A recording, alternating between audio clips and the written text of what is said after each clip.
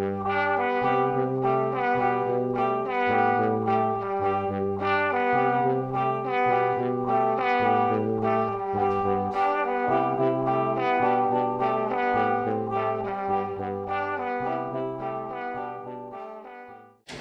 firstly, our question is, take WENZHOU as an example, which has been dominated by traditional manufacturing industries. But nowadays, with the development of internet, it is difficult for traditional industry to get a strong living space, especially for the SMEs. Among them, how can digital reform be used to save SMEs?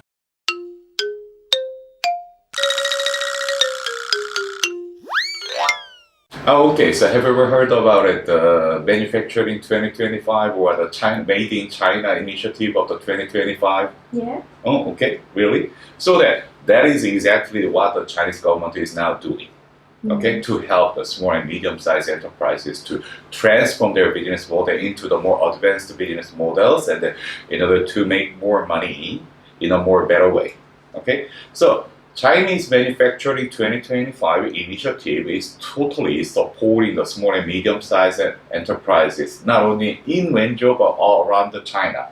So absolutely, small and medium-sized manufacturing, while the traditional enterprises think to apply and get support from the Chinese government sponsorship and the Chinese government the support, and maybe absolutely they can apply for that, and absolutely they can get it.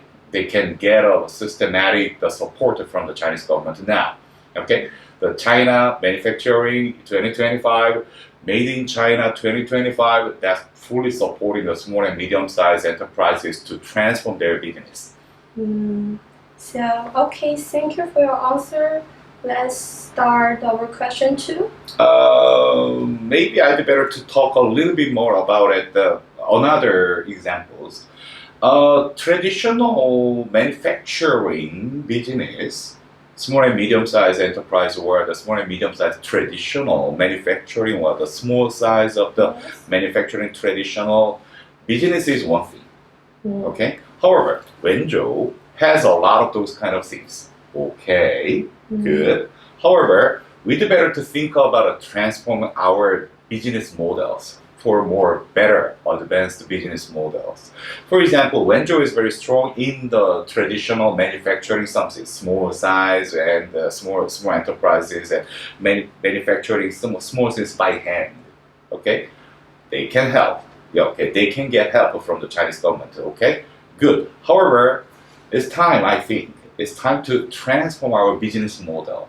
For example, a few number of my students, business students, went to Beijing, Shanghai, or the Shenzhen area to take their summer internship. And then my students repeatedly report that, okay, so absolutely those Beijing, Shanghai, or the Shenzhen businesses is totally transforming to a more service-oriented or the customized and based on the advanced technology. More specific example is one of my students who worked at the Beijing, Jingdong.com, JD.com, Jingdong.com, and she was surprised, and she was working for small convenience store owners to take their Jingdong technology and the Jingdong business model.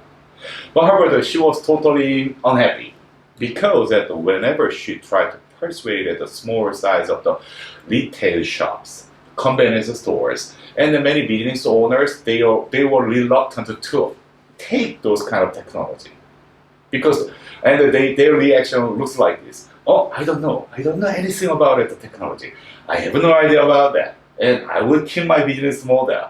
I have no idea about the mobile. I have no idea about the new technology, artificial intelligence. What are you talking about? Really? Yeah. So then my students reported that, okay, that is not a problem of the technology itself. That is the problem of the acceptability and the awareness. That's the problem. That's the root cause of the problem of why our transformation from the traditional industrial something into the more advanced business model. So then, I totally agree with that. acceptability, accepting the new technology, accepting the new business model, accepting the change is one thing, and then in order to do that, we should have a better mental schema, mental model. So that I think that is the root cause of that. I think you said right. So let's turn to question 2. What do you think are the key points of business incubation? Moreover, what should you focus on? Is it cognition, technology, or other aspects?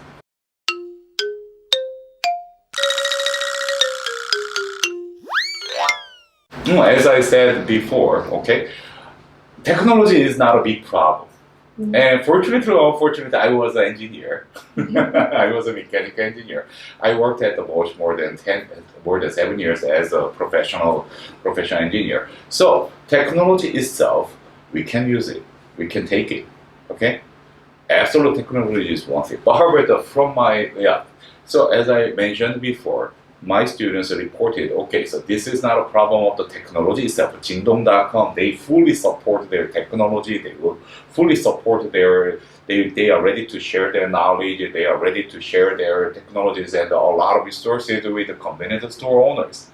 But convenience store owners, small retailers, they are not ready. So I think as a management teacher, as a business teacher, I think this is not a problem of the technology itself. This is a problem of the mental schema. We call that is a mental schema. Mental schema is a mental mode. We are ready to change. It's a decision of the mindset. Okay. If you are ready to change, people will change. However, if people do not want to change, what can we do? So this is a problem of the acceptability, and this is a problem of the awareness. So that absolutely right now, if we observe our change speed is not very satisfactory, our speed of the change is not going well, we do better to think about our brain, we do better to think of our mind. Yes. Okay, so Awareness. Consequently, and I can say this is a problem of the learning problem. People are ready to change. Can we make that kinds of the learning? So I think this is a problem of the cognition, something, and then a long story short, I would like to say this is a problem of the learning. Okay. So let's turn to our last question. How management science can help traditional industries to achieve a smooth transformation? Could you please share your suggestion for current manufacturing? Okay.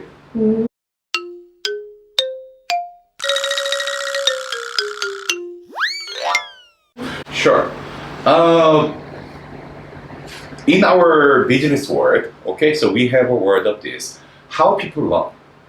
So I said, okay, so learning is the key point. Learning is the key point. Learning, throughout learning, we can change our thinking, we can change our mindset. However, how we can make people learn? That is the question, okay? And then anybody think of that. Learning can occur at the classroom, okay? And the learning can occur from, somebody will teach, somebody will say, and somebody will talk, and then I listen and I change? No. Unfortunately, learning do not occur at the classroom, okay? So we have a word of the 10-20-70 rule. 10-20-70 rule in learning. 10% of learning occurs in the classroom or the more structured forms. However, 20% of learning comes from the learning from others, learning from observation. Okay. However, more than 70% of learning from learning by doing. Okay. However, learning by doing, okay, if we can change the people's mindset, people thinking, okay, they can occur later. However, in order to make people learn something, and in order to push the people to change their mindset, okay, the best way is we do better to show our best examples. Okay? People learn from examples, not from propaganda, not from the talk, not from the listening. People learn from examples. Okay? So we have a few number of examples of the showing our examples. Recently, the WENZHOU One Heart and the WENZHOU TV sequentially broadcast their examples of the successful WENZHOU businesses in the TV. Okay, and absolutely that is one of the best example. And we do better to show our best successful WENZHOU business success stories, and we do better to show how those successful WENZHOU business people transform their business models into the better business models, and by using the support from the government, and how they can change their traditional industrial something into the better business something. So that no matter what, we don't need to push, we do better to show our best examples. So that absolutely that can increase the sense of urgency and the sense of purpose and the sense of the acceptance. So I think that is one thing that is very important.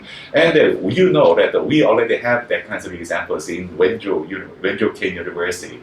And yeah, last year, WENZHOU-KEAN University College of Business and I and a few number of the students made artificial intelligence-based robot systems to make a sustainable the trash bin or the waste management control system. So that we were exposed to the WENZHOU TV. So absolutely, that is our effort, and we do better to show the college, WENZHOU-KEAN University, and the college, industry, and the municipal government work together to make a regional and a national innovation. We call that as a triple helix innovation model. Again, college, municipal government, industry, the three triangles, we work together. And then we do better to show our best examples for people. We don't need to push, we don't need to teach, but we do better to persuade by our examples. Okay? I think that is the most important thing now. So thank you for your answers and understanding of the call of the industries. And let's finish our interview. Okay, that's it? Yeah. Okay, thank you so much. Thank you.